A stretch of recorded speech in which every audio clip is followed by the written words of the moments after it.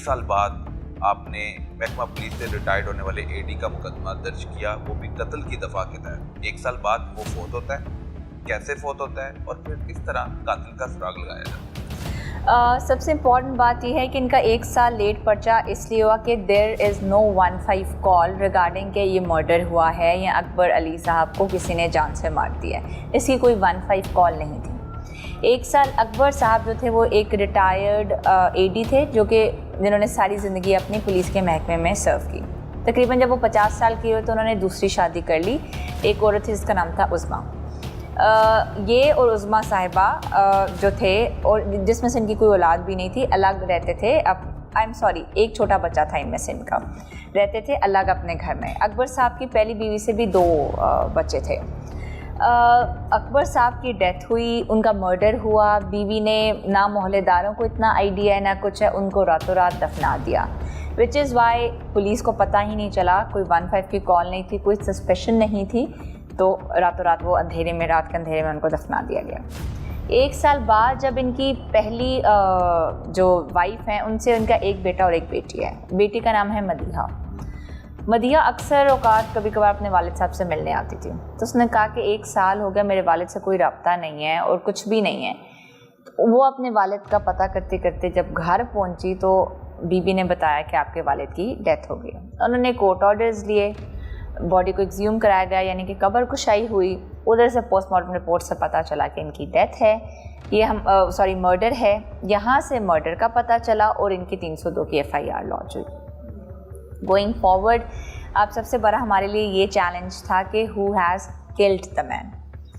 تو جب ہم نے پروب کیا تو تقریباً اسی تاریخ میں 13 جون کو ایک کال چلی تھی جس میں اکبر صاحب نے کہا تھا کہ ان کی جو بیوی تھی وہ ان کو فزیکلی اسالٹ کرتی تھی.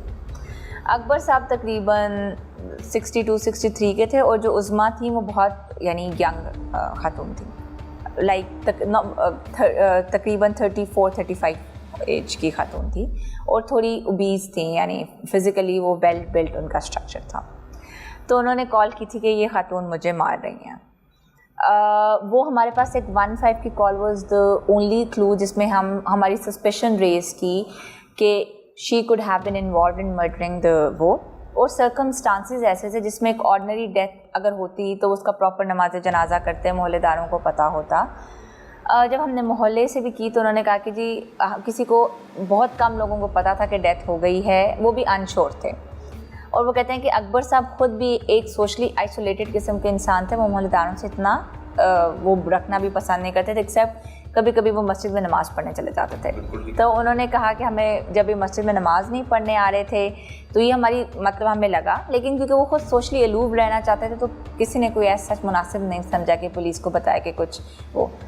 تو جب سرکمسٹانسز ایکسٹراڈنری تھے, بی بی سے پوچھا, اس نے کہا وہ صبح فوت ہوئے, میں نے راتوں رات دفنا دیے, خاندان کو کیوں نہیں بتایا, وہ ہمیں کوئی تسلی بخش جواب نہیں دے سکی.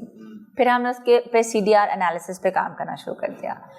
تو ہمیں پتہ چلا کہ جو اس کا فریکوینٹ کالر ہے وہ ایک فہد نامی بندہ ہے. جو فہد تھا وہ ان کے ساتھ AD صاحب کے ساتھ کام کرتا تھا. ان کا ایک چھوٹا سا بزنس تھا, ان کے ساتھ کام کرتا تھا, اور اگر گھر میں بھی کوئی چھوٹی موٹی جیسے بجلی خراب ہو گئی, یہ خراب ہوگی, وہ آ کے کام کرتا تھا. بی بی کے اس کے ساتھ تعلقات ڈیولپ ہو گئے تھے. فہد کے ساتھ تعلقات ڈیولپ ہو گئے تھے. ریٹائرڈ ہوا, جس کو مارا گیا, اس کی مسز نے مارا, اس کی مسز کا فہد کے ساتھ جو کہ اس کا ملازم تھا اس کے ساتھ تعلقات ڈیولپ ہو گئے تھے. جی, ناجائز تعلقات تھے, لیجڈ ریلیشن شپ تھا. تو ہمیں پتہ چلا کہ اس رات بھی ایک کال کی گئی ہے, بیوی نے فہد کو کال کیا. پھر ہم نے اس طرح فہد کو پکڑا بیسیکلی, اور بیوی روپوش ہو گئیں, وہ بھاگ گئیں جب پولیس نے ان سے انویسٹیگیشن کی. لیکن ہم نے CDR سے فہد کو پکڑا.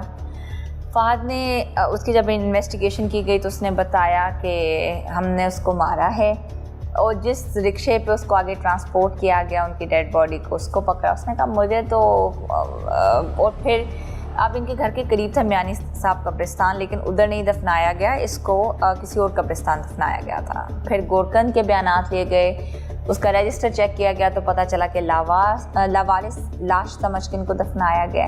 تو یہ سارے جو سرکمسٹانشل ایویڈنسز تھے وہ اتنے زیادہ تھے کہ ہماری, اور جب اس نے کنفیشن بھی کر لیا इस तरह फिर हमने it took us like 4-5 months क्योंकि बीबी भाग गई थी, वो अपने पहले शोहर के पास भाग गई थी जो बीबी थी। दूसरी शादी की उसकी भी दूसरी शादी थी उस्मा की, और पहले शोहर से उसका एक बेटा भी था। ठीक है। फिर हमने इसको शेखुपुरा से तकरीबन 4-5 महीने के बाद गिरफ़्तार किया, और बाकी सबको फहद को और जो एक बंदा था इमरान जो जिसने इसको असिस्ट किया, वो रिक्शा ड्राइवर, उनको करके मुकम्मल चालान किया इसको। बिल्कुल ठीक है सर। मुलज़िमा जो उज़मा बुखारी है, अपने शौहर के साथ तनाज़ा क्या था, कत्ल करने की वजह क्या निकली, तफ्तीश में क्या बात सामने आई? वजह ये थी कि एक एलिज्ड रिलेशनशिप था उसका फहद के साथ। अकबर साहब थोड़े ओल्ड थे और उसने she was a young women, and secondly financial.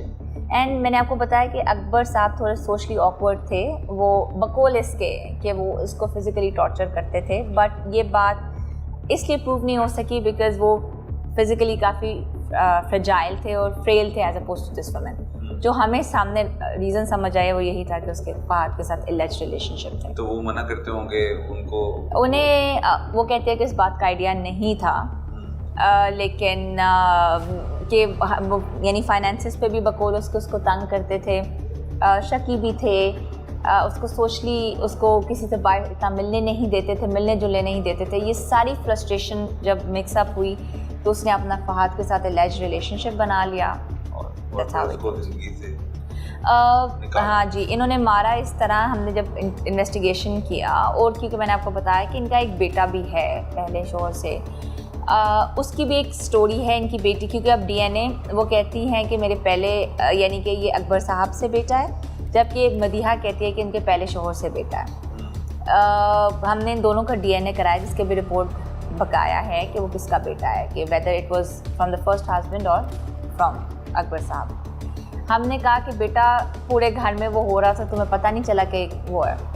तो उसने कहा कि जी मैं तो ऊपर वाली पोर्शन में टीवी देख रहा था, और वाकई इन्होंने क्या किया कि ऊपर वाले पोर्शन में बच्चे को टीवी लगा दिया, नीचे भी थोड़ा टीवी तेज़ आवाज़ करके।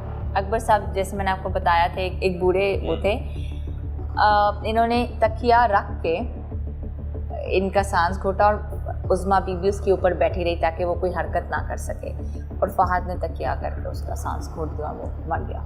बिल्कुल ठीक है। उज़मा बुखारी ने अपने आशना के साथ मिलकर अपने खावंद को बेदर्दी से सांस रोक दिया और उसकी जान ले ली।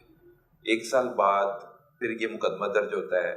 मुदैया उसकी बेटी है मकतूल की जी, वो 1 साल बाद जाती है उनके घर पे और पूछती है कि मेरे वालिद साहब 1 साल हो गए नहीं आए। तो फिर आप तक कंप्लेन आई, फिर आपने मुकदमे का इंदराज हमने मिलाया। उन्होंने 1 साल क्यों लिया उधर जाने से पहले? 1 दिन राब्ता ना हो, 2 दिन राब्ता ना हो, 2 हफ्ते राब्ता ना हो, तो 1 साल बाद ही क्यों मुदैया आपके पास आई और वालिद के हवाले से इन्वेस्टिगेट करवाने के हवाले से उन्होंने मुतालबा किया? जो मदीहा थी वो कहती हैं कि मैं ऑन एंड ऑफ आती थी, मैं अपने वालिद का पता भी करती थी, लेकिन क्योंकि इन लोगों की आपस में इतनी ज़्यादा नहीं बनती, सेकंड बीवी उस्मा की और मदीहा की, तो वो कहती है मैं 1-2 महीने बाद गई, लेकिन मुझे ये बता दिया गया कि तुम्हारे वालिद की डेथ हो गई है, नेचुरल डेथ है।